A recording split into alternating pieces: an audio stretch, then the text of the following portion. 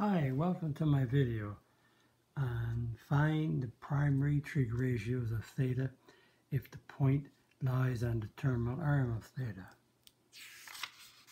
Okay.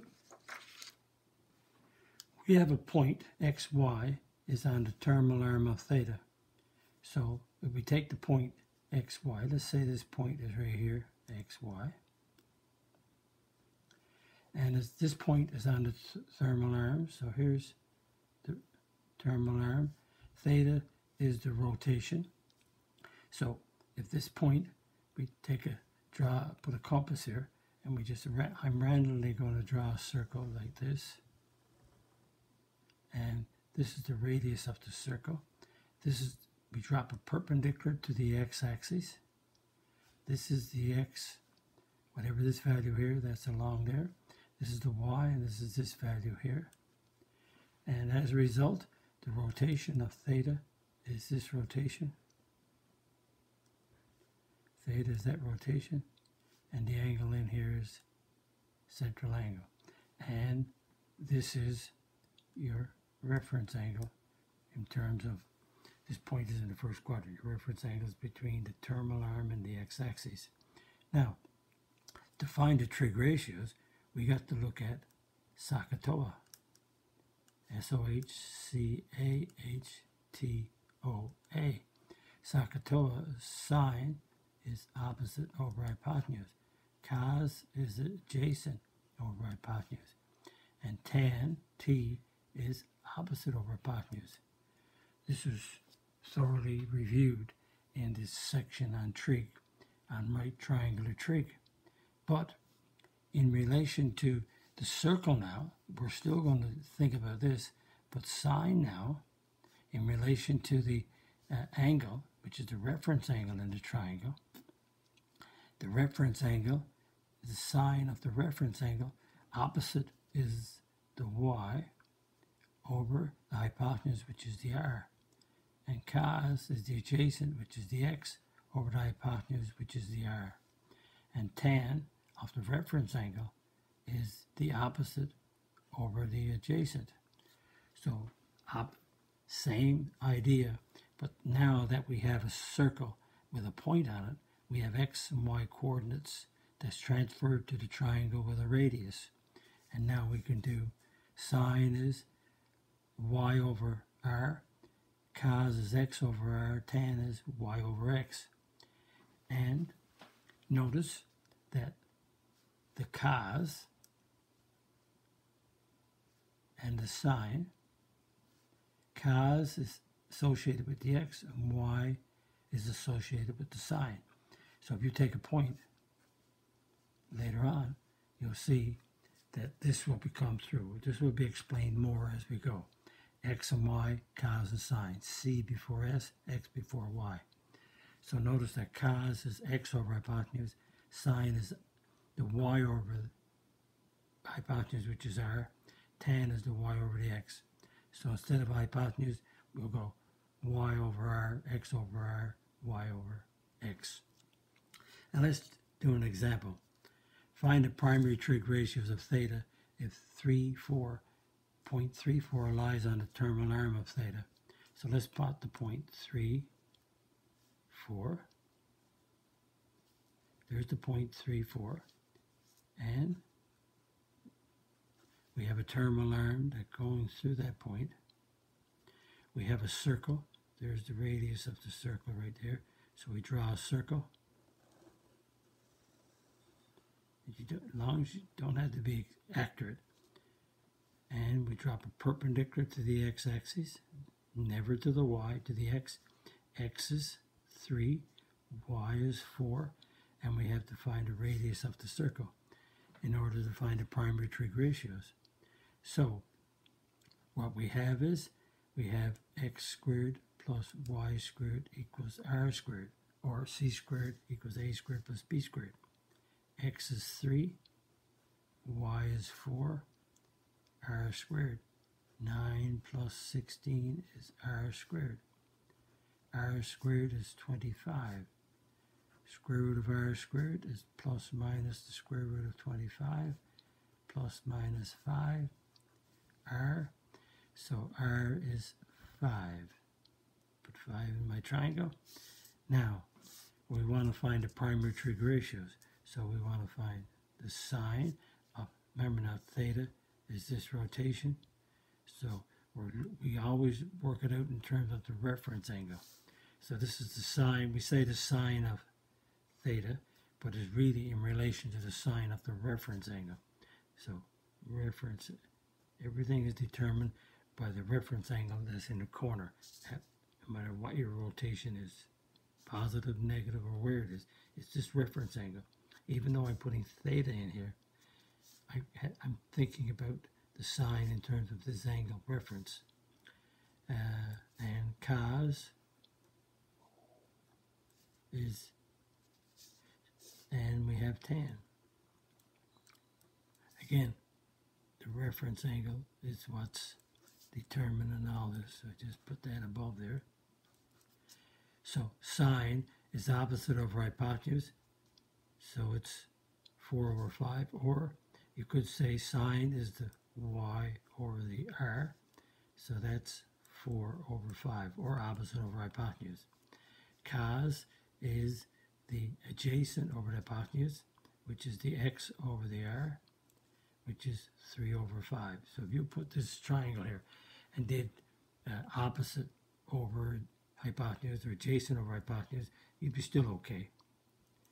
And tan is the y over the x, which is the opposite over the adjacent, so it's 4 over 3. So there's the primary trig ratios in relation to the reference angle, no matter what the rotation is, the reference angle. Okay, pause your video and see if you can work these out. See if you can draw your diagram. You need a sheet of paper and work this out. Find the primary trig ratios of alpha. Alpha is the rotation this time. If a negative 12.5 lies on the terminal arm of alpha, so negative 12, just pretend negative 12 is right here, and y is 5. Let's pretend 5 is up right here so far. So the point, negative 12, and 5 is right there. So this is the point, negative 12, 5. This is the terminal arm that goes out to that point. And this is the radius of the circle from here to here. So we draw a circle. We drop a perpendicular to the x-axis. And remember, this is the reference angle in here, right here, between the terminal arm and the x-axis. X is negative 12, y is 5, so we'll do x squared plus y squared equals r squared. Negative 12 squared, 5 squared is r squared. Negative 12 is 144, 25, 169, and plus or minus the square root of 169 is the square root of r squared. R is plus or minus 13, so the radius is 13. So we put 13 in. Sine is sine of, we said the rotation is right to there. The rotation is alpha, so it's the sine of alpha, but remember we're looking at the reference angle. And the cos of alpha in terms of the reference angle that's in the triangle. And the tan of alpha in terms of the reference angle. And sine is opposite over hypotenuse, or the y over the r, which is 5 over 13. Cos is the adjacent over the hypotenuse, which is the x over the r, so it's a negative 12 over 13. Tan is tan of the reference. Tan is opposite over adjacent, or the y over the x, and that's 5 over negative 12, which becomes negative 5 over 12, because a negative never stays in the denominator. Another one to do, again, pause the video and work these out. Don't forget. Find the primary trig ratio of beta if beta passes through negative root 3, negative 1. So this is the y-axis, that's the x-axis, the negative root 3 on the x, let's say is right here. And negative 1 on the y, let's say is right here. So that's negative 1, that's negative 3. Remember, and the point is right here. And this point is x is negative root 3 and negative 1. Terminal arm goes to the point. Perpendicular goes to the x-axis. And we draw, this is the radius of the circle, so we start here and draw a circle. There it is. Don't have to be long as it's a circle. And this is, x is negative root 3, and y is negative 1. And we have to find the radius of the circle. So x is negative root 3, y is negative 1.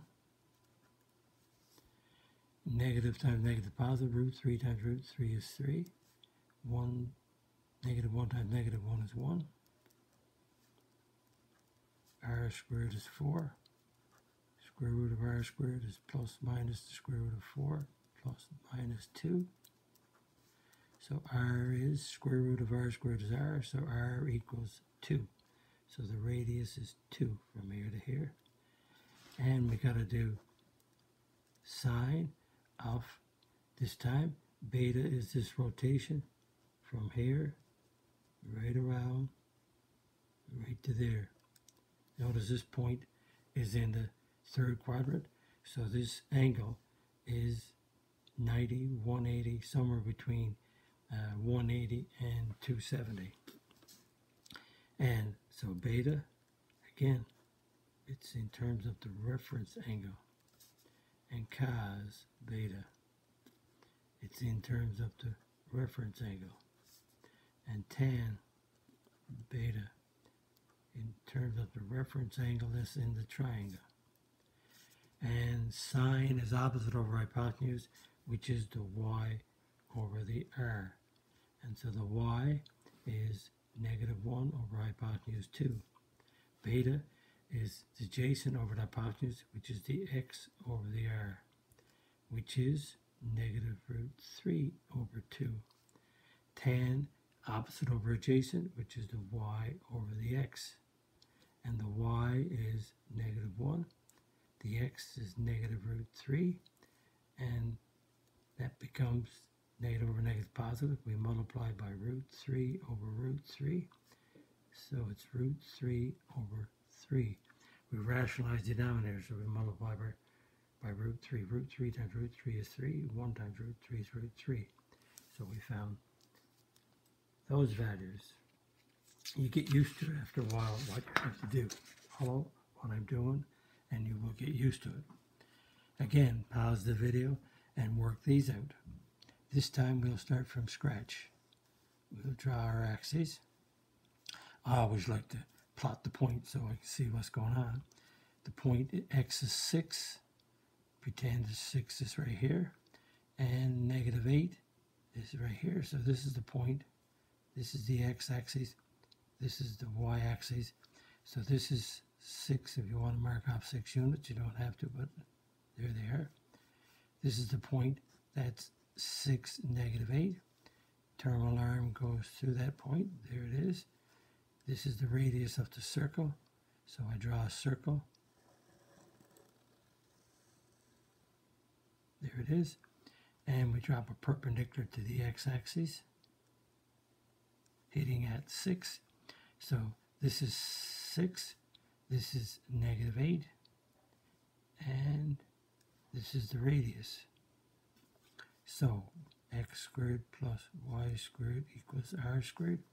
X is 6. Y is negative 8.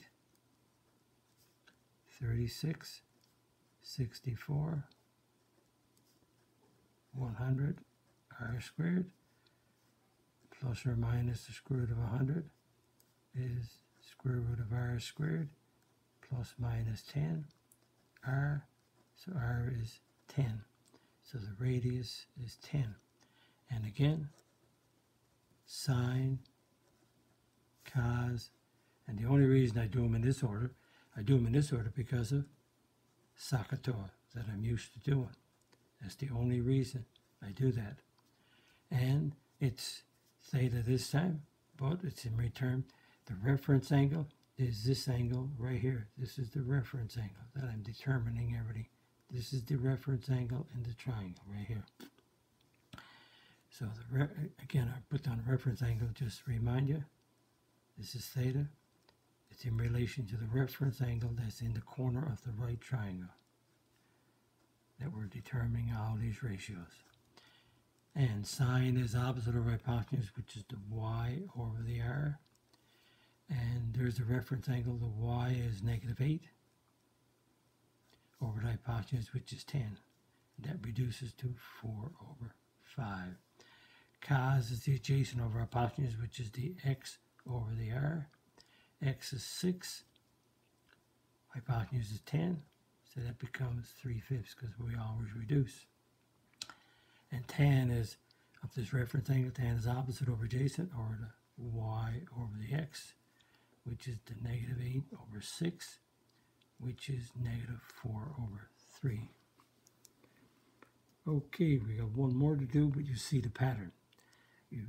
I always draw a circle very quickly and fill it in, and then I don't make mistakes. And I go through the same pattern all the time.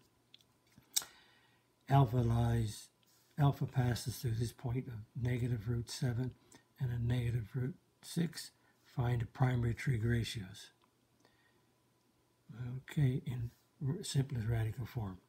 So let's draw. There's the x-axis, the y-axis. It's a -√7, so let's say that's right there. And y is -√6, which is right here. So this point that has the two of those, it's right there. So this point is -√7 and a -√6.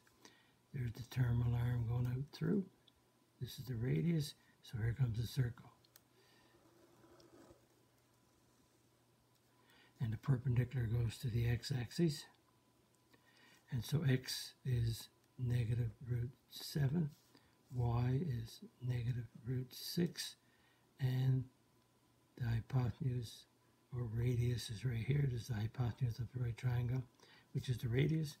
So x squared plus y squared equals r squared. So x is -√7, y is -√6. And negative times negative positive, √7 times √7 is 7. And negative times negative positive, √6 times √6 is 6. So r squared is 13. So that's plus minus √13 equals, so the square root of r squared is r, and this is, it can't change. So the radius is just going to be a positive √13. √13 can't simplify. It's an irrational number, so we leave the positive. So the radius is √13. So let's do sine of alpha. So remember, alpha is this rotation all the way around right to here. So this is alpha. But we determine everything according to the reference angle. The angle that's in this corner right here between the terminal arm and the x-axis. So even though I'm doing alpha, I'll put reference angle here.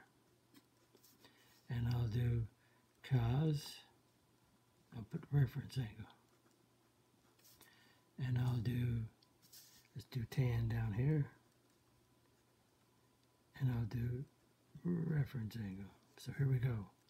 Sine is opposite over hypotenuse, which is the y over the r. And the y is a -√6 over hypotenuse √13. And I got to multiply by √13 to rationalize. √13 times √13 is 13. Negative times positive is negative.